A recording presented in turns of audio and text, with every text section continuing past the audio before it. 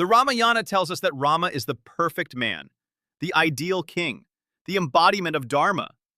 But there is one moment in this epic that has haunted readers, scholars, and philosophers for 3,000 years. The moment Rama abandoned his pregnant wife Sita in the forest. And no matter how you look at it, it is devastating. Let us set the scene. Sita had just been through the worst ordeal imaginable. She was kidnapped by Ravana, the 10-headed demon king of Lanka, held captive for months, rescued by Rama in a war that cost thousands of lives, and then, after all of that, she was asked to prove her purity by walking through fire. The Agni Pariksha. She did it. She walked through the flames and emerged untouched. The fire god himself testified to her innocence. Rama accepted her back. They returned to Ayodhya. The kingdom celebrated. Everything was supposed to be perfect. But then Rama heard a washerman arguing with his wife. The washerman said he was not like Rama, willing to take back a woman who had lived in another man's house. One washerman. One ignorant comment from one man in a city of millions. And Rama, the king who had waged war across an ocean to rescue his wife, made the decision to banish her. She was pregnant. She was innocent. She had already proven her purity through literal fire. None of it mattered.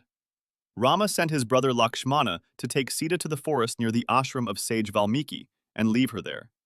He did not even tell her himself. He did not even say goodbye. Lakshmana was sobbing the entire way.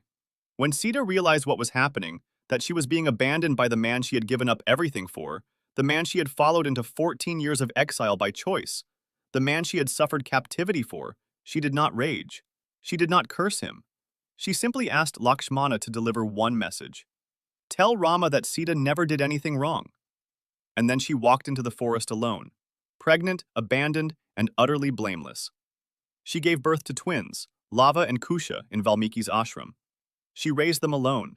She taught them to be warriors and scholars, and Valmiki himself composed the Ramayana and taught it to her sons. So the story of Rama's greatness was literally carried into the world by the children of the wife he abandoned. Years later, Rama discovered that the two young bards reciting the most beautiful poetry in his kingdom were his own sons. He summoned Sita and asked her, once again, to prove her purity before the people. Sita had had enough. She stood before the court and said, "If I have been faithful to Rama in thought, word, and deed, let the earth take me." The ground opened beneath her feet. Mother Earth herself rose up on a throne and took Sita into her embrace. The earth swallowed her whole, and she was gone. Forever. Rama screamed. He begged the earth to return her. He threatened to destroy the world if she was not given back.